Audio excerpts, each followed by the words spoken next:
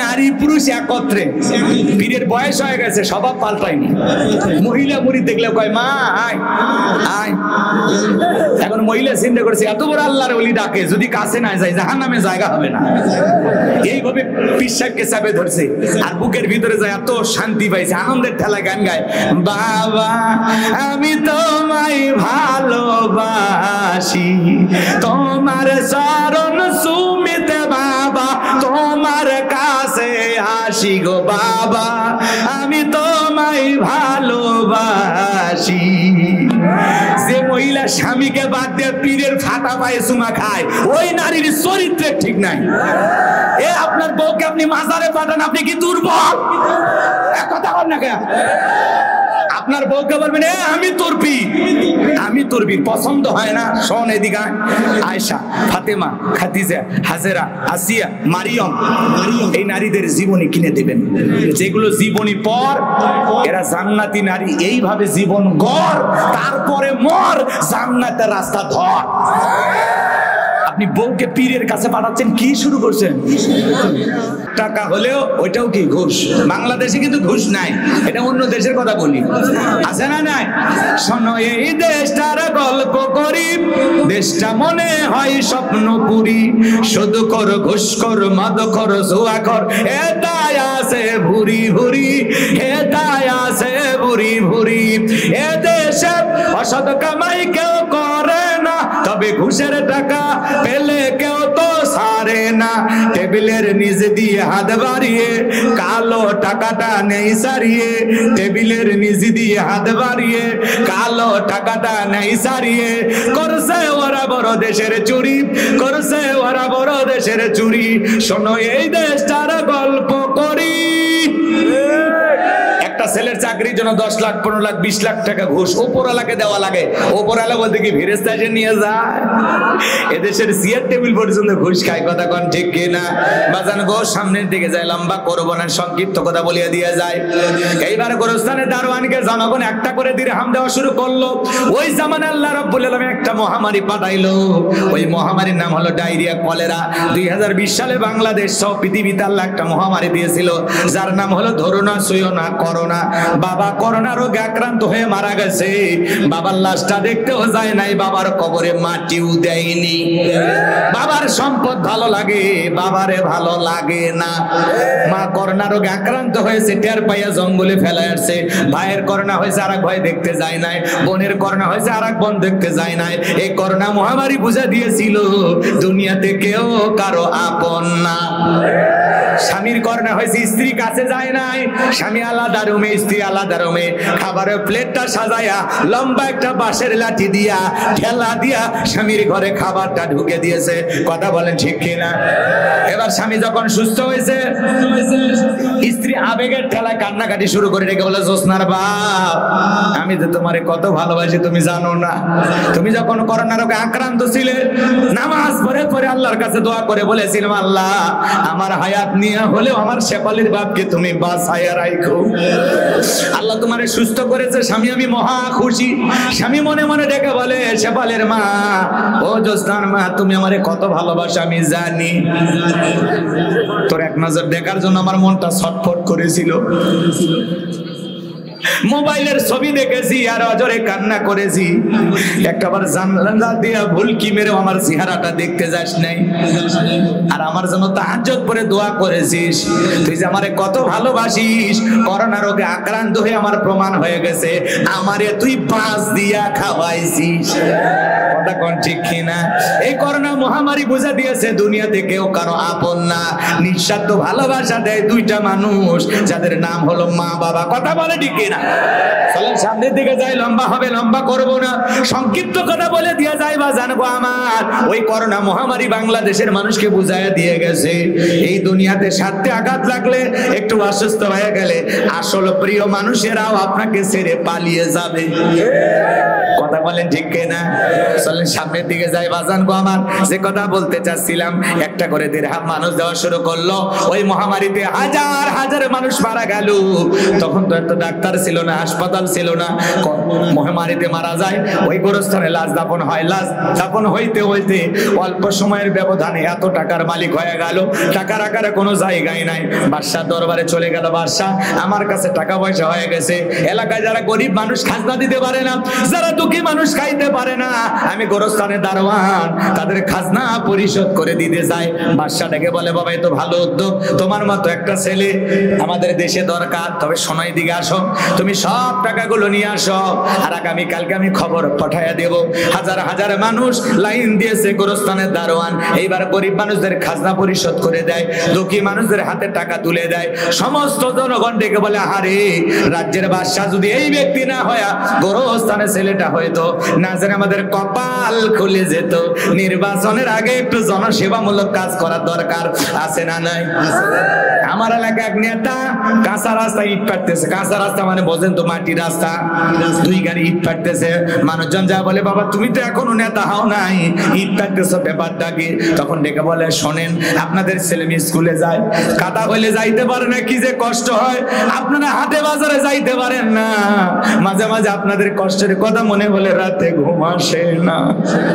আপাতত কাঁচা রাস্তা ইট পাড়িয়ে দিয়ে গেলাম, আর ভবিষ্যতে আমার মার্কায় সিল মারা আমাকে যদি এলাকার নেতা বানায় দিতে পারেন, আমার 1 নাম্বার টার্গেট কাঁচা রাস্তা পাকা করে দেব। এই স্লোগান দিয়া নেতাকে বিশ্বাস করে জনগণ যখন নেতার মার্কায় সিল মারে, নেতাকে নির্বাচনে পাস করে, নেতা তখন এলাকায় থাকে না, ঢাকা শহরে বান্ধবী নিয়ে ঘুমায়।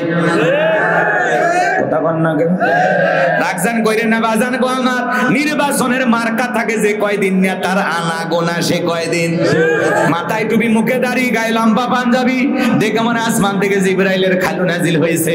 ভোটের আগে গরিব দুঃখী মানুষকে দিয়ে ধরে সেলফি তোলে, আছে না?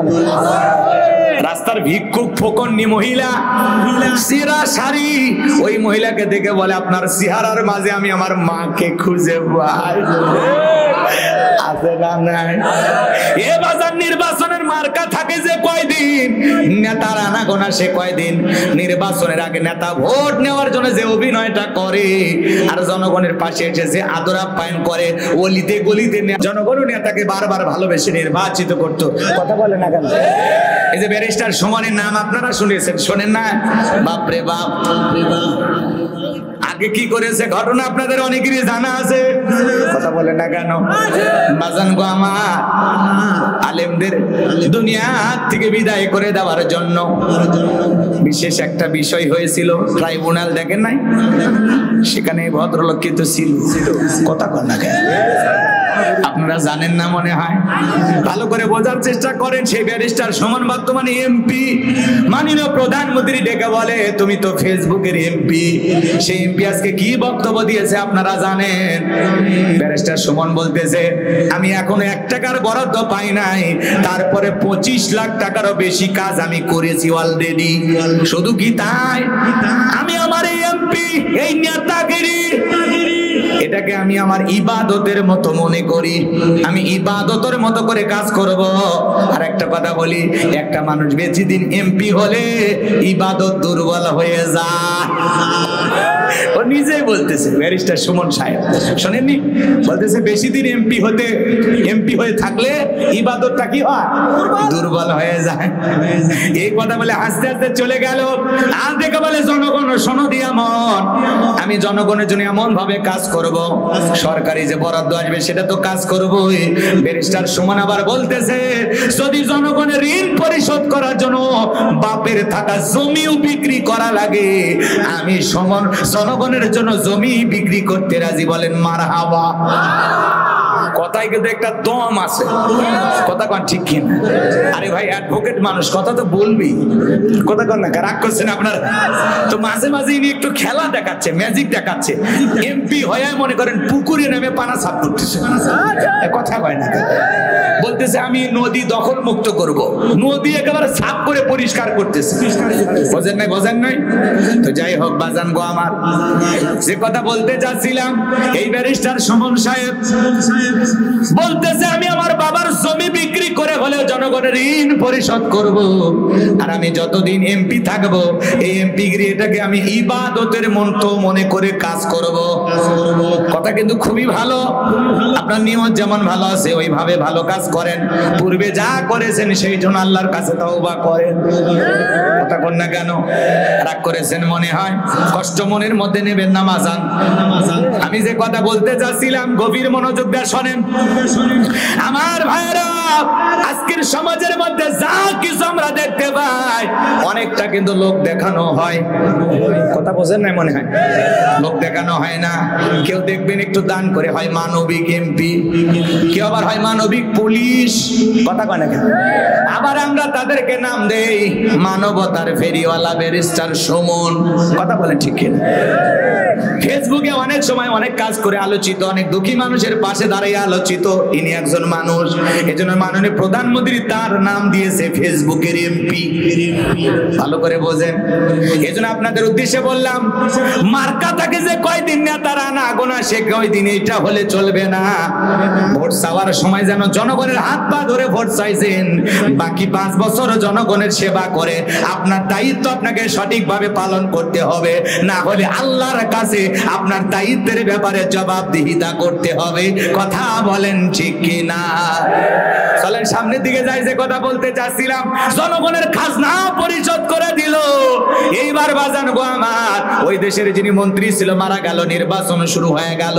আগে তো জনগণের মন কাইরে নিছে, এইবার কাগজ নামের ফেরাউনকে মিশরের মন্ত্রী বানায় দিল। মিশরের মন্ত্রী হয়ে যাওয়ার পর ওই দেশের যিনি বাদশা ছিল বার্ধক্যজনিত কারণে অল্প সময়ের ব্যবধানে বাদশা মারা গেল। এইবার ফেরাউন সমস্ত জনগণকে ডেকে বলে, শোনেন, বাদশা ছাড়া একটা দেশ চলতে পারে না, আপনারাই বলেন এ দেশের বাদশা হবে কি? সমস্ত জনগণ ডেকে বলে, আপনার চাইতে ভালো মানুষ আর আমাদের জানা নাই, আপনি যদি মিশরের বাদশা হয়ে যান আমাদের কারো কোনো আপত্তি নাই। এইবার জনগণের সমর্থন নিয়া, নেতাদের সমর্থন নিয়া এক চান্সে মিশরের বাদশা হয়ে গেল। বাদশাহীর সিংহাসনে বসার পর ফিরাউন রাতের বেলায় ঘুমাইতে চলে যায়, চোখে ঘুম আসে না, আজে বাজে স্বপ্ন দেখে লাফায় লাফায় ওঠে। কথা কয় না? গরিবদের কেল্লা দুইটা জিনিস স্পেশাল দিয়েছেন, একটা হলো খাওয়ার রুচি আর একটা ঘুম। আলু ভর্তা দিয়ে ভাত খাই, বউকে কোলে নিয়ে ঘুমাই। কথা কয় না? রেল স্টেশনে যায় দেখেন মাথার তলে ইট দিয়ে কি কায়দা নাক ডাকে, এমন কায়দা নাক ডাকতেছে মানে ট্রাকের ইঞ্জিন ফেল। কথা কন ঠিক কি না? গরিবকে আল্লাহ তাআলা একটা ঘুম দিছে গো, যেই জায়গায় কাট হয় ওই জায়গায় ঘুম। কথা কন ঠিক কিনা? আর ধনী ঘুমের 4টে ট্যাবলেট খায়, এরপরে ঘুমায় আসতে গেলে ঘুম আসে না। রাতে 2টার দিকে উঠে সিসি ক্যামেরার ফুটেজ দেখে কেউ ঢুকছে নাকি আর জানটা নেওয়ার জন্য। কারণ ওর বাড়ির প্রত্যেকটা ইট মানুষের প্রতি জুলুম করে, অত্যাচার করে, ঘুষ খাইয়া, দুর্নীতি করে বানাইছে। এই কথা বলে না কেন? এই জন্য টেনশন বেশি, ও ঘুমাইতে পারে না, না জানি কে কোন দিক দিয়ে ফুটে করে দেয়। শেষ। এই জন্য ভয় করে বাড়ির চতুর্দিকে সিসি ক্যামেরা লাগাইছে। কথা কর না কেন? বিরক্ত হচ্ছেন আপনারা? কোনো সমস্যা নেই, আমি আমার গতিতেই চলবো বাজার। যে কথা বলতে চাচ্ছিলাম গভীর মনোযোগ দিয়ে কথাগুলো শুনবেন। গরিবকে আল্লাহ তাআলা খাওয়ার রুচি দিয়েছে, ধনী মানুষ কেনার টাকা আছে, বিশাল খাবারের টেবিল। গরুর গোশত কয় না খাওয়া যাবে না, চর্বি বেশি। খাসি কয় আরো চর্বি বেশি। আছে না নাই? গরিব খালি তাকায় দেখে বলে খাওয়া যাবে না, আমারে দিয়ে দেখ, একবার অটো মেশিনের মতো সব সাফ করে দেব। কথা বলে ঠিক কিনা? গরিবের কেনার টাকা নাই, খাওয়ার রুচি আছে। ধনীর কেনার টাকা আছে, খাওয়ার রুচি নাই। যত খাবে কম তত ধনী বাঁচবে বেশি, খাইলেই আজরাইল হাজির। কথা কোন ঠিক কিনা? এই ভয়ে ধনীরা খায় না। যাই হোক বাজান গো, আমার লম্বা হবে, লম্বা করব না। ফেরাউনের চোখে ঘুম নাই, এইভাবে রাতের পর রাত চলে যায়, ঘুমাইতে পারে না। তার দরবারে জ্যোতিষী ছিল 400।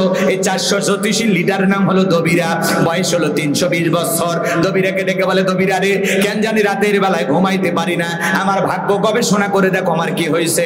এইবার দবিরা ভাগ্য গবেষণা করে বলে, নেতা যদি আপনি ভবঘুরে যুবক, সেখান থেকে তরমুজের খেতের লেবার, এরপরে মিশরে গোরস্থানের দারোয়ান, এরপরে মন্ত্রী, বর্তমান রানিং বাদশা, আঙ্গুল ফুলা কলা কলার গাছ, কিন্তু আপনার ভবিষ্যৎ জীবন বড় অন্ধকার। আগামী 3 মাসের মধ্যে বনি ইসরায়েল সম্প্রদায়ের ভিতরে মুসা নামের একটা ছেলে জন্মগ্রহণ করতেছে। ওই মুসার কারণে রাজত্ব পাওয়ার ক্ষমতা থাকবে না নেতারে, এমনকি আপনার জীবন যাওয়ার সম্ভাবনাও দেখা যায়। এই কথা শোনার পর ফিরাউনের মাথা ঠান্ডা না গরম? খালি গরম মানে ছিলাম কই আসলাম কই না জানি ভবিষ্যতে আরো কত কিছু হয়। মুসা আসবে আর আমার ক্ষমতার জীবনের 12টা বাজাবে, এটা মেনে নেওয়া যায় না। যদি দবিরা বলতো মুসা আসবে খানকা বানাবে বৈশা বৈশা জিকিরি করবে, তাহলে কিন্তু রাগ করতো না। আজকে সমাজের দিকে তাকায় দেখেন, যারা খানকানে বৈশা বৈশা জিকিরি করতেছে, লাফালাফি করতেছে, ওদেরকে কেউ কিন্তু টার্গেট করে না। আছে না নাই? খানকায় বসে লাফালাফি করতেছে, ডুগি তবলা বাজার গান গায়, দেখেননি কই পানির ভিতর জ্বললে বাতি ঝড় বাতাসেও নেবে না, ল্যাংটা বাবার মুরিদ হইলে নামাজ রোজা লাগে না। যে পীর সাহেব বলবে নামাজ রোজা লাগবে না, ওটা পীর না টাটকা শয়তান। সিজদার মধ্যে একটা সিজদা দিবি জান্নাত পার হয়ে জাহান্নামে পড়ে যাবি। ভণ্ড আছে না নাই?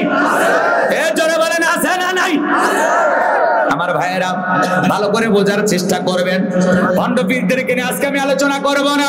হক্কানি আল্লাহওয়ালাদের কাছে যাইতে কোনো বাধা নাই। পীর ছিল শাহজালাল, খানকায় পীর, রাজপথে বীর, নারাই তাকবীর হুঙ্কার দিয়েছেন, গৌর গোবিন্দ পালাইতে বাধ্য হয়েছিল। আর এখন পীর না ডিজিটাল ক্ষীর, মাথার চুলে জট, হাতে গাঞ্জার পট, পুরোটা শরীর ল্যাংটা, কাপড় নাই, নাম দিয়েছে ল্যাংটা বাবা। আর মানুষ স্লোগান দেয় সবকিছু ছাড়িয়া তোরা বাবার চরণধর, আয়না বসাই গেতে তোর কলবের ভিতর বাবারে। এ আছে না নয় ভণ্ড? গাঁজা খায়া মুজদারি মানে এমন কায়দা লাল করছে, টর্চ লাইট মেরে মুখ কই খুঁজে পাবেন না। আজকে মাজার গুলো গাঁজা খাওয়ার নিরাপদ জায়গা, গাঁজার কলকিতে টান মারে এমন ধোঁয়া ছাড়ে, বাইর থেকে প্রশাসনের লোকেরা দাঁড়ায় দেখে আর বলে মনে হয় ওরসে রান্না চলতেছে। কথা কোন ঠিক না? এরকম ভণ্ড আছে না নাই? বগলের চুল দিয়ে বেরি বাড়ি হয়েছে, আর সুন্দরবনে বসলে বান্দরবনে কি অবস্থা? 30-40 বছর গোসল করে না, নাম দিয়েছে সাধু বাবা। ওই পানি জমিনে পড়ার আগে মুরিদেরা খায় বরকতের আশায়। সি সি, একটা রুচির ব্যাপার। কথা কর না কেন? ওগুলো দরবার যায় তো গান গায়, শোনেননি? কেরামান কাতিবিন রোজ হাশরের দিন, কেরামান কাতিবিন রোজ হাশরের দিন, আল্লাহর দরবারে যদি করে অভিযোগ, হায় হায় মাওলার দরবারে যদি করে অভিযোগ, আমি বলবো দুনিয়ায় ছিলাম হেলাল বাবার লোক, আমি বলবো দুনিয়ায় ছিলাম ল্যাংটা বাবার লোক। আছে না নাই? পীর ছিল শাহজালাল, শাহপরান, শাহ মাকদুম, বাইজিদ বোস্তামি, আব্দুল কাদের জিলানী, রংপুরের কিরামতুল্লাহ, বগুড়ার শাহ সুলতান, রাজশাহীর শাহ মাকদুম, বাগেরহাটের খান জাহান আলী। বড় বড় আল্লাহওয়ালাদের কারণে এদেশে ইসলামের প্রচার প্রসার হয়েছে। আল্লাহওয়ালা খুবই ভালো জিনিস। কথা বলেন ঠিক কি না? আল্লাহ বলেন আকুনু মাস-সাদিকিন, তোমরা সত্যবাদীদের সঙ্গী হও। যে পীরের পা থেকে মাথা পর্যন্ত নবীর সুন্নাত দিয়ে ঢাকা, যার চেহারার দিকে তাকাইলে আল্লাহর কথা স্মরণ হয়, যে পীর নিজের ইমামতিতে মুরিদদেরকে নামাজ আদায় করে, ওইটা হলো পীর। আর এখন নারী পুরুষ একত্রে। পীরের বয়স হয়ে গেছে, স্বভাব পাল্টায়নি। মহিলা মুরিদ দেখলে কয় মা আয় আয়। এখন মহিলা চিন্তা করেছে এত বড় আল্লাহর ওলি ডাকে, যদি কাছে না যায় জাহান্নামে জায়গা হবে না। এইভাবে পীর সাহেবকে চাপে ধরছে, আর বুকের ভিতরে যায় এত শান্তি পাইছে, আনন্দের ঠেলা গান গায়, বাবা আমি তোমায় ভালোবাসি, তোমার চরণ সুমিতে বাবা, তোমার কাছে আসি গো বাবা, আমি তোমায় ভালোবাসি। যে মহিলা স্বামীকে বাদ দিয়ে পীরের ফাটা পায়ে চুমা খায়, ওই নারীর চরিত্রে ঠিক নাই। এ আপনার বউকে আপনি মাজারে পাঠান, আপনি কি দুর্বল? কথা বল না কেন? আপনার বউকে বলবেন আমি তোর পীর, আমি তোর পীর। পছন্দ হয় না? শোন এদিকে, আয়েশা, ফাতেমা, খাদিজা, হাজেরা, আসিয়া, মারিয়ম, এই নারীদের জীবনী কিনে দিবেন, যেগুলো জীবনী পর, এরা জান্নাতি নারী। এইভাবে জীবন গড়, তারপরে মর, জান্নাতের রাস্তা ধর। আপনি বউকে পীরের কাছে পাঠাচ্ছেন, কি শুরু করছেন? এ কথা কন না কেন? আবার এমনও পীর আছে বলে, ভক্ত বাবা তুমি শুধু দরবারে আসো, বৌমাকে একদিন নিয়ে এসো। ওই মফিজ নিয়ে গেছে, নিয়ে যাওয়ার পরে বাবা বলতেছে, বাবা তুমি একটু যাও, তোমার বইয়ের সাথে আমার স্পেশাল কিছু আমল হবে। কত বড় শয়তান!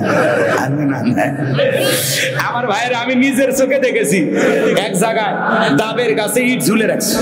আমি তখন বললাম, ইট ঝুলে রাখার কারণ কি? হুজুর বোঝেন না, যেই মহিলা নিয়ত করে ইট ঝুলে রাখলো, ইটটা যেমন ভারী, কিছুদিন পরে ওই মহিলার পেটও ভারী হবে। আমি তখন বললাম, ভাই যে সমস্ত মা বোনদের বিয়ে হয়নি, ওরা যদি ঝোলায় রাখে ওদের পেটও কি ভারী হবে? আছে না নাই? আছে না? মহিলারা পাগল রে ভাই। যাই হোক, অধিকার যাব না, কষ্ট পাচ্ছেন আপনারা। আজকে দেখবেন লেখা আছে পীর সাহেবের দরবারে ওরস শরীফ দোয়া মাহফিল। কি লেখা আছে? ওরস শরীফ দোয়া মাহফিল। ওই জায়গায় যা দেখবেন গানের শিল্পী উদাসীন শারমিন হাজির। কথা কয় নাকি? একটা ঝুনঝুনি হাতে নেয় আর গান গাইছে, তালা খুইলা দে বাচ্চা ভাই, তালা খুইলা দে, রহমতেরই চাবি দিয়া তালা খুইলা দে দে দে। এত রাতে ও কিসের তালা খুলবার? কয়টা দোকান? কথা কর না কেন? এরকম ভণ্ড আছে না? হাইরে পাগলি, এই পাগলি গুলো যায় ওরস শরীফ দোয়া মাহফিল, পীরের মাজার, সেই জায়গা যা গান গায়। আছে না নাই? কয় আমি পাগল দিওয়ানা হয়েছি, মুর্শিদের প্রেমে পড়েছি। আছে না নাই? যাই অধিকার বলবো না, রাগ করছেন মনে হয়। একটু ভণ্ড পীরদেরকে সাইজ করলে মন খারাপ করছেন নাকি আপনারা? তাহলে ভণ্ড পীর যেখানে, হক্কানি আল্লাহওয়ালা যেখানে, আল্লাহ রাব্বুল আলামিন আমাদের সবাইকে হকের পক্ষে থাকার তৌফিক দান করুন। জোরে বলেন আমিন। কোন ভণ্ড পীরের মাজারে যাব না, আল্লাহ বোঝার তৌফিক দান করুন। জোরে বলেন আমিন। আমার ভাইয়েরা, নবীরা যদি বলতো মসজিদ আসবে, খানকা বানাবে, বৈশা বৈশা জিকির করবে, ফেরাউন পারলে সরকারি খরচে খানকা বানায় দিত। কথা কোন ঠিক কিনা? আজও পৃথিবীর জমিনের দিকে তাকায় দেখেন, যারা খানকা নিয়ে বসে আছে, সুবিধাবাদ জিন্দাবাদ, পৃথিবী উল্টে যায়, কোনো কিছু বলে না, ওদেরকে কেউ টার্গেট করে না। যারা আল্লাহর জমিনে আল্লাহর দ্বীনকে প্রতিষ্ঠিত করতে চায়, কোরআনের সমাজ কায়েম করতে চায়, কোরআনের রাষ্ট্র কায়েম করতে চায়, ওদেরকে টার্গেট করে করে ভিতরে ঢুকানো হয়। এখন উচিত কথা যদি কই, পিঠের ওপর দিয়ে যাবি মই, এই আনন্দ কিছু লোক কিনে খাবে বগুড়ার স্পেশাল দই। সত্য কথা বলতে হলে যেতে হবে কারাগারে, এমন আতঙ্ক আজ বাংলার ঘরে ঘরে। তবুও সত্য বলতে চাই, দুনিয়ার জালেমদের করি না ভয়, আমি ইসলামের দুশমনদের করি না ভয়। আল্লাহর কোরআনের কথা, আল্লাহর কোরআনের পথে চলতে প্রয়োজন যদি হয়, বিবির কাছ থেকে বিদায় নিয়ে মাথায় কাফনের কাপড় বেঁধে আল্লাহর জমিনে আল্লাহর দ্বীনকে প্রতিষ্ঠিত করার জন্য কারা কারা প্রস্তুত? দুই হাত তুলে দেখা।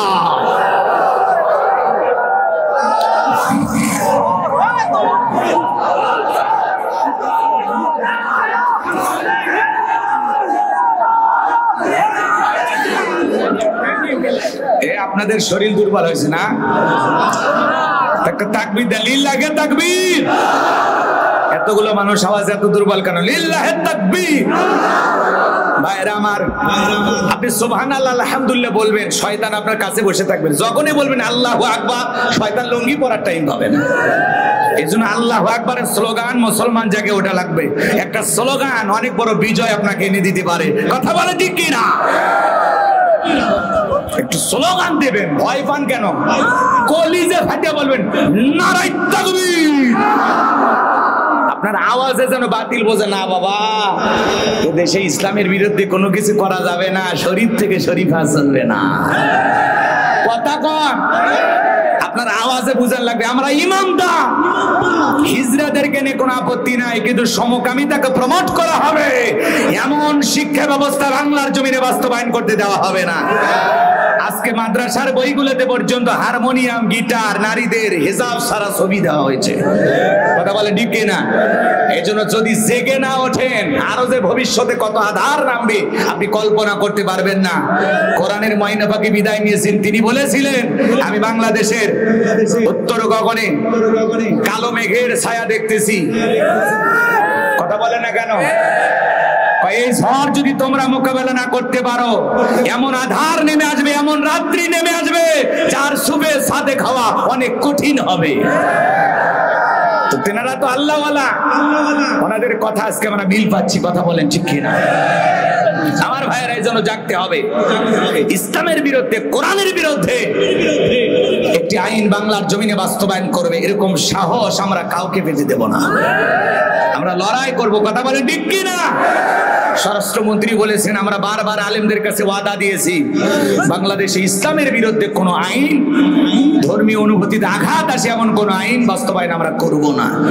স্বরাষ্ট্রমন্ত্রী আসাদুজ্জামান খান সাহেবকে আমি ধন্যবাদ জানাই। এই কথার উপরে আপনারা ইস্তেকামাত থাকবেন, এই কথার উপরে ঠিক থাকবেন। কারণ আর যাই হোক, বাংলাদেশে ইসলামের বিরুদ্ধে কোনো কিছু হবে এটা আমরা কল্পনাও করতে পারি না। কথা বলেন ঠিক কি না? দেশে কে ক্ষমতায় আছে সেটা আমাদের মূল বিষয় নাই, আমরা শুধু দেখব ইসলাম যেন নিরাপদে থাকে। কথা বলেন ঠিক কি না? ইসলামের বিরুদ্ধে, আল্লাহর কোরআন এবং সুন্নাহর বিরুদ্ধে কোন নিয়ম নীতি বাংলার জমিনে আমরা বাস্তবায়ন করতে দেব না। কথা বলেন ঠিক কি না? মুসলমানদের প্রতিবাদে শরীফ থেকে শরীফা গল্প কিন্তু চলে গেছে, যে গুডম্যান, আল্লাহর এই বান্দাকে আমি বর্তমান জামানার সুপারম্যান বলি। এই যে আমাদের আসিফ স্যার, এগুলো হলো মানুষ, এরা হলো সত্যিকারী শিক্ষক। কথা বলা ঠিক কিনা? Good teacher. কথা বলা ঠিক কিনা? আল্লাহর এই গোলামের জন্য বুক ভরা দোয়ার ভালোবাসা থাকবে। ব্র্যাক কর্তৃপক্ষ, ব্র্যাক বিশ্ববিদ্যালয় আসিফ স্যারকে না বলেছেন, রিজিকের মালিক কে তো আল্লাহ। যারা বিশ্ববিদ্যালয় কর্তৃপক্ষ আসিফ স্যারকে চাকরি থেকে চাকরিচ্যুত করেছেন, তাকে চাকরি থেকে বাদ দিয়েছেন, মনে রাখবেন এমন এক সময় আসবে এ ব্র্যাক বাংলাদেশের সবচাইতে নিঃস্ব অসহায় অবস্থায় চলে যাবে। বাংলাদেশের মানুষ বিকাশে লেনদেন করবে না, এমন এক সময় আসবে এদেরকে খুঁজে পাওয়া যাবে না। কথা বলেন ঠিক কিনা? এই জন্য আপনাদেরকে অনুরোধের ভাষায় আমরা বারবার বলেছি, একটা মানুষ প্রতিবাদ করতে পারে, তার স্বাধীনতা আছে। কথা বলেন ঠিক কিনা?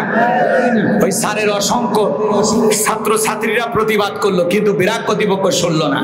ওনারা যেরকম না জবাব দিয়েছে, আমরাও আমলের মাধ্যমে না জবাব দেব। এখন থেকে লেনদেন বিকাশে নয়, নগদে। ফিরে আসুন নগদে। কথা বলেন ঠিক কিনা?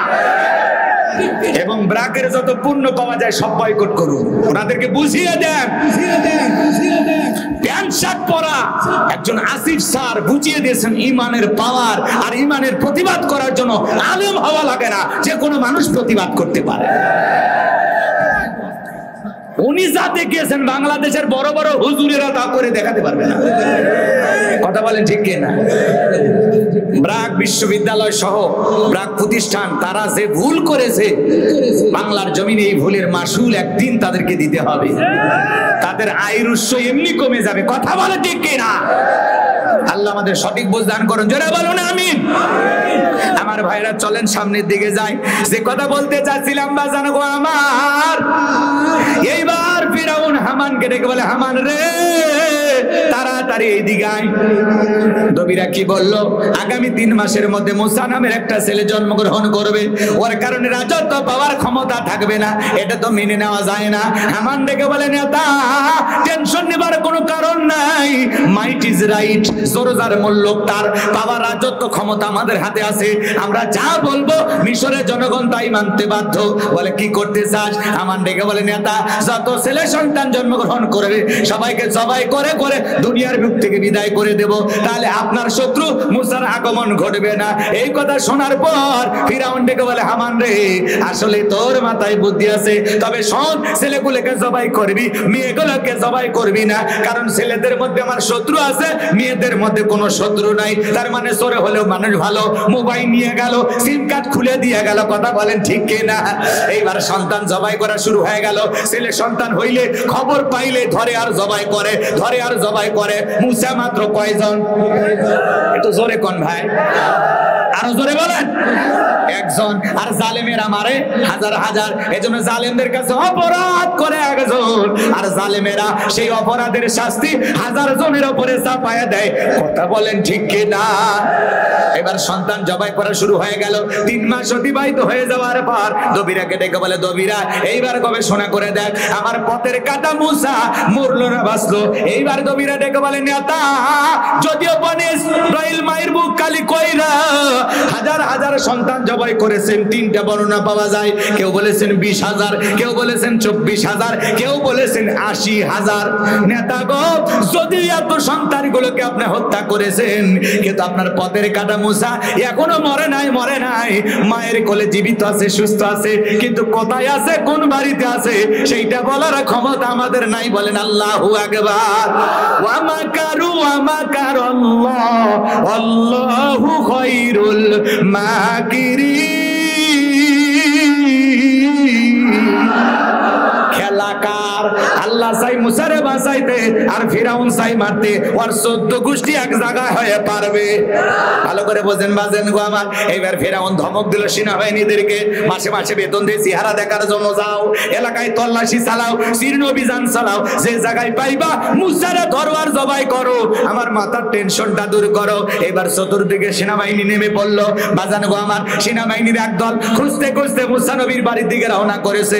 মুসা নবীর বড় বোন নাম তার মারিয়ম ডেকে বলে, মা ওই যে ফিরাউনের সেনাবাহিনী দেখা যায় মা, আর বুঝি ভাইকে বাঁচানো গেল না। মুসা নবীর মা সন্তানকে কোলে নিয়ে এদিক সেদিক দৌড়ায়। কে যেন গাইবি আওয়াজ দেয়া ইলহামের মাধ্যমে ডেকে বলে, মুসার মা তোমার চুলার ভিতরে তোমার ছেলেটাকে ফেলে দাও, কথা দিলাম গো তোমার ছেলেকে আবার তোমার কোলে ফেরাইয়া দেব।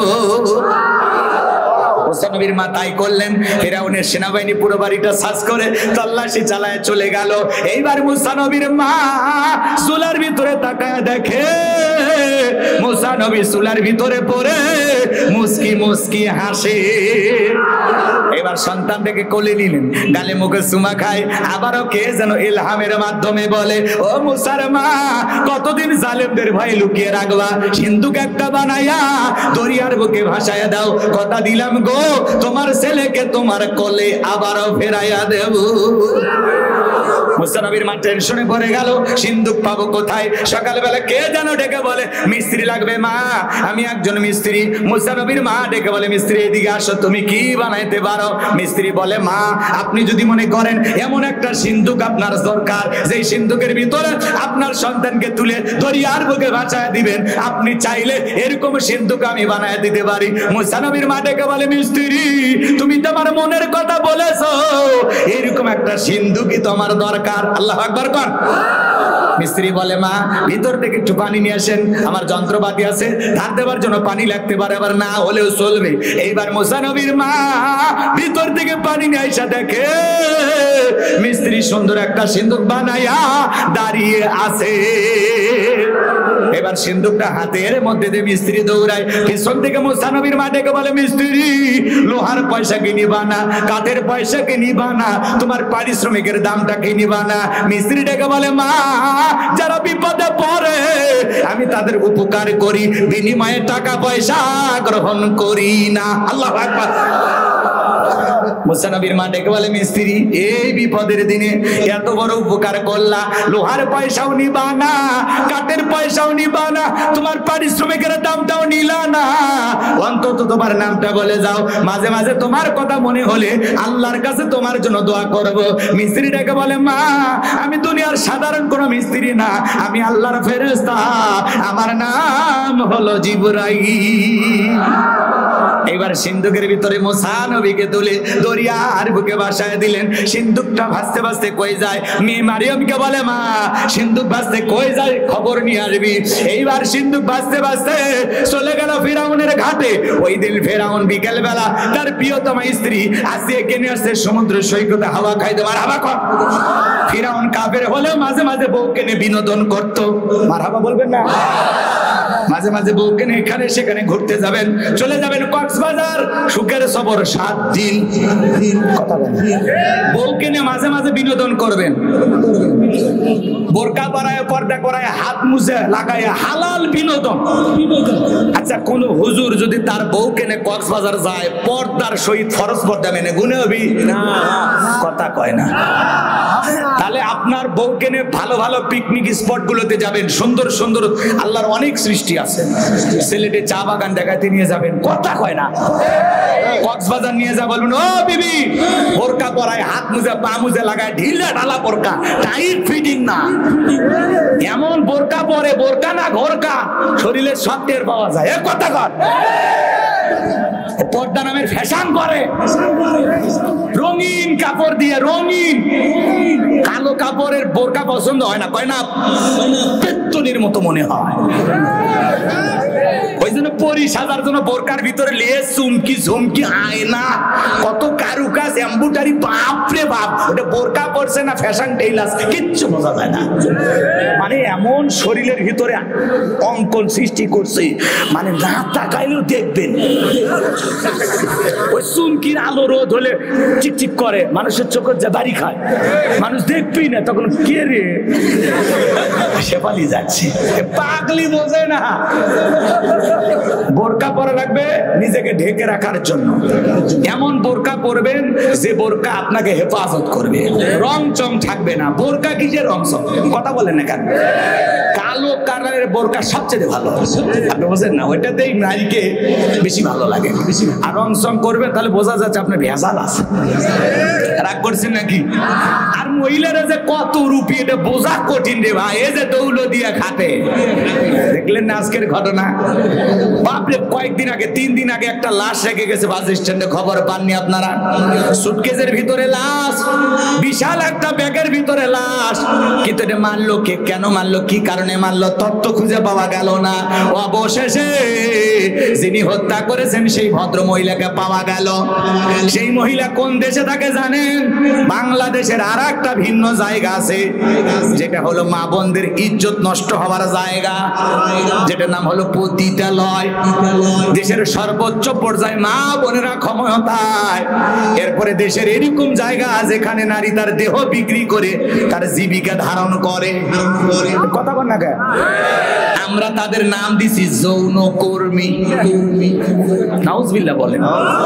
বিশ্বাস করেন, কোরআনের সমাজ যদি আমরা কায়েম করতে পারতাম, এরকম নোংরা পল্লী থাকতো, এরকম কোন নোংরা জায়গা, প্রত্যেকটা মানুষের বেঁচে থাকার অধিকার নিশ্চিত করা হতো। কথা বলে ঠিক কিনা? আজকে মা বোনেরা 200 টাকা, 500 টাকা, 1000 টাকার বিনিময়ে তার ইজ্জত বিক্রি করতেছে, অথচ আমরা চেয়েছি, দেখতেছি, কিছুই করতে পারি না। কথা বলে না কেন? এই নারীকে জিজ্ঞাসা করা হলো, এই ছেলে ইটের ভাটায় কাজ করতো, মাঝে মাঝে মেয়ের সাথে যায় ভালোবাসা বিনিময় করতো, বোঝেন তো নাকি? সব কি খুলে বলা যায়? ছেলে মাঝে মাঝে সুযোগ পাইলে দৌলতে ঘাটে যা রাত্রি যাপন করতো। এই মেয়েটার সাথে একটা আর্থিক লেনদেন হয়েছে, একটা ভাব ভালোবাসা হয়েছে, যার ফলে ওই মেয়েটা বিশ্বাস করে তার যৌন কর্মী হিসেবে যে টাকাটা ইনকাম করে, কিছু টাকা এই ছেলের হাতে দিয়েছিল। এই ছেলেটা কত বড় বেঈমান চিন্তা করেন। মহিলার টাকা দেয় না, মহিলার সাথে যা খারাপ আচরণ করেছে, কতটুকু সত্য মিথ্যা আল্লাহ ভালো জানে। এই মহিলাটা রাগান্বিত হইয়া নিজের শরীরের ওড়নাটা দিয়া এই ছেলেটাকে ফাঁস দিয়ে মেরে ফেলে দিয়েছে। প্রশাসনের লোকেরা জিজ্ঞাসা করে, আপনি কেন মারছেন? বলে রাগ চেপেছিল, রাগ করে এই ছেলেটাকে আমি মেরে ফেলে দিয়েছি। কথা বোঝেন না? বলে আমার রাগ উঠে গেছিল, যার ফলে এই ছেলেটাকে আমি মেরে ফেলে দিয়েছি। চিন্তা করেন, এই দেশে এমনও বেঈমান আছে যে একটা পতিতার কাছ থেকে টাকা ধার নিয়ে সেইটাকে আত্মসাৎ করে, এমনও বেঈমান আছে। আমি ওই মেয়েটাকে দোষ দেব না, দোষ দেব ছেলেটাকে। কথা বলেন না কেন? কারণ পতিতা পল্লীতে এসে গেছে, ও কি ভালো ছেলে? কথা কয় না কেন? ওই মহিলাই বাহিরে আসছিল না এই ছেলে ওর কাছে গেছিল? তাহলে নিঃসন্দেহে ছেলেটা ভেজাল। কথা বলে না কেন? তাহলে যারা পতিতালয়ে যায় এরা যে চরিত্রহীন, এই হত্যাকাণ্ডের মাধ্যমে বোঝা যায় এরা যৌন পল্লীর পতিতার টাকা আত্মসাৎ করে খায়। এমনও তো পাওয়া জঙ্গলি জানোয়ার নরপশু আছে না নাই? এই বোনটা আফসোস করে বলতেছেন, আসলে তারাও মানুষ, তারাও কারো না কারো বোন। কথা বলেন না কেন? তাদেরকে কোনো মা না বাবা জন্ম দিয়েছেন। আজকে আমরা কোন সমাজে বসবাস করতেছি? এরকম হাজার হাজার মা বোন পড়ে আছেন, তাদের একটা সুন্দর জীবন আমরা উপহার দিতে পারতেছি না। আমরা ব্যর্থ, আমরা ব্যর্থ, আমরা ব্যর্থ। কথা বলে ঠিক কি না? যতই আপনি স্মার্ট বাংলাদেশ বলেন, যতই আপনার মুখে নানান ধরনের কথা আসুক, আমরা মানতে নারাজ, আমরা মানতে নারাজ। কথা বলেন ঠিক কি না? কারণ এই নারীদেরকে যদি 3 বেলা খাবার দেওয়া যাইতো, এদের বিবাহের ব্যবস্থা করা দিত। আচ্ছা, আজকে যদি আমরা ঘোষণা দিই, ধরেন এমনি বলতেছি যে পতিতালয়ের একটা মেয়েকে বিবাহ করলে তাকে ঘর বাড়ি যা যা প্রয়োজন, 2 বিঘা জমি, যা যা লাগবে সব দেওয়া হবে। কি মনে করেন ওই মেয়েগুলো থাকবি? সব যুবকেরা যা বিয়ে করে বাড়িতে নিয়ে আসবে। কথা কোন ঠিক কিনা? তো ইসলামী সমাজ যখন প্রতিষ্ঠিত হতো, এরকম স্লোগান আমরা দিতে পারতাম। কথা বলেন ঠিক কিনা? যে যৌনপল্লীতে যে সমস্ত মা বোনেরা আছে, চাইলে তোমরা যুবকেরা তাদেরকে বিবাহ করে একটা স্বাধীন জীবন দিতে পারো।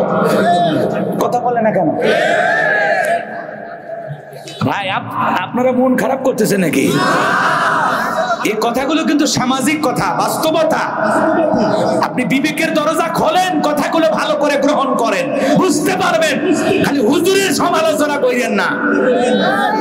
বাংলাদেশে আমরা কোরআনের সমাজ যদি কায়েম করতে পারতাম, একটা নারীকে তার দেহ বিক্রি করে তার পেটের ভাত জোগাইতে লাগতো না। তার পেটের খাবার আপনার তার নিজের সর্বোচ্চ বিক্রি করে পেটের ভাত জোগান লাগতো না। ইসলামী রাষ্ট্র তার খাবার দাবার, বাসস্থান, চিকিৎসা সবকিছুর ব্যবস্থা গ্রহণ করতে। কথা বলেন ঠিক কি না? আল্লাহ এদেশের উপরে খাস রহমত বরকত নাজিল করেন। জোরে বলুন আমিন।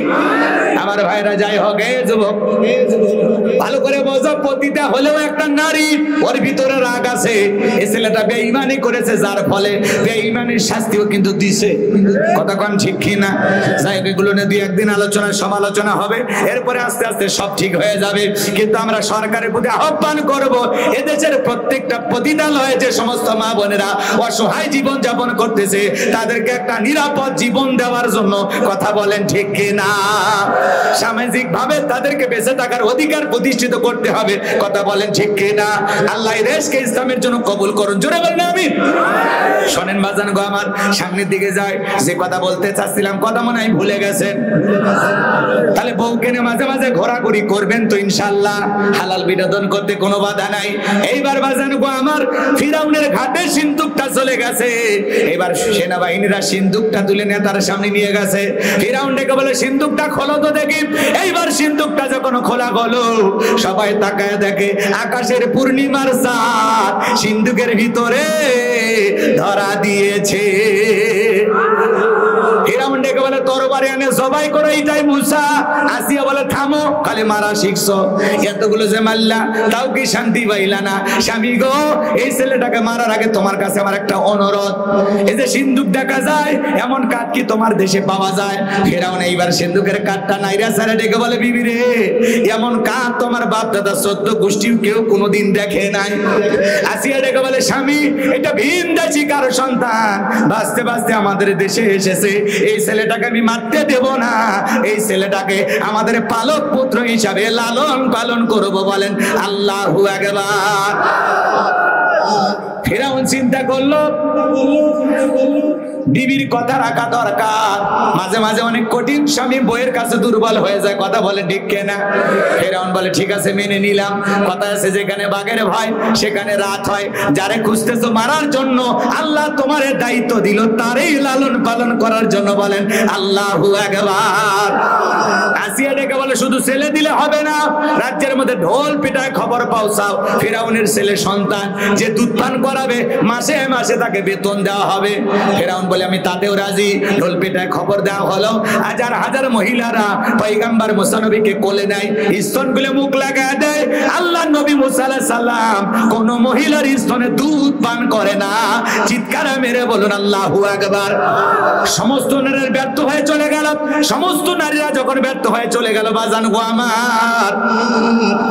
এইবার মুসা নবীর বড় বোন নাম তার মারিয়ম, ডেকে বলে, ও রানী আসিয়া, আমার কাছে এমন একটা মহিলার সন্ধান আছে, আমার বিশ্বাস এই ছেলেটা দুধ পান করবে। তাই নাকি? বলে হ্যাঁ। 2 জন লোক পাঠায় দেওয়া হলো, মুসা নবীর মাকে ফিরআউনের দরবারে নিয়ে আসা হলো। এইবার মুসা নবীর মা সন্তানকে কোলের মধ্যে নিয়া স্তন কোলে যখন মুখ লাগায়া দিয়েছে, আল্লাহর পয়গাম্বর মুসা আলাইহিস সালাম মায়ের স্তনে দুধ খাওয়া শুরু করেছে। বলুন আল্লাহু আকবার। এইবার রানী আসিয়া বলে, আপনার বেতন ডাবল, থাকার কোয়ার্টার ফ্রি। আল্লাহু আকবার বলেন। মুসা নবীর মা ডেকে বলে, রানী আসিয়া, সন্তানকে যদি দুধ পান করাতে চান আপনার বাড়িতে নয়, সন্তান থাকবে আমার বাড়িতে। আসিয়া বলে, আমি তাতেও রাজি, মাঝে মাঝে ছেলেটাকে আমাকে একটু দেখায় নিয়ে যাবেন, মায়ের চাইতে মাসির দরদ বেশি। মারহাবা কর। এবার বাজান গো আমার, মুসা নবীর মা পৃথিবীর প্রথম মা, যে মা তার আপন সন্তানকে দুধ পান করানোর বিনিময়ে মাসে মাসে বেতন পেয়েছিল। বলেন মারহাবা। দুধ পান করানো শেষ হয়ে গেল, লম্বা ইতিহাস সংক্ষিপ্ত করে বলে দিয়ে যায়। মুসা নবী যখন চলাফেরার বয়স উপনীত হয়েছে, আসিয়া একদিন ফিরআউনের কোলে দিয়া বলে, নাও ছেলেটাকে কোলে নাও, মানুষ দেখলে মনে করবে ছেলে তোমার না। দেখবেন মা বোনেরা যখন মাঝে মাঝে রাগ করে, সন্তান কোলে দিয়ে বলে, সামলাও, একটু ধরো তো, কোলে নাও তো, বাপু যেমন খারাপ ওই ছেলে তেমনি একটা খারাপ, জীবনটা জ্বালায়া শেষ করলো। আছে না নাই? সন্তান খারাপ হলে সব তোর বাপের, আর ভালো হলে বলে মা যে ভালো। কথা কয় না কে? খারাপ হলে সব দোষ কার? বাপের। আর ভালো হলে সব গুণ মায়ের। কথা বলেন আছে না নাই? আপনারা বইয়ের না, আপনাদের বইয়েরা ভালো।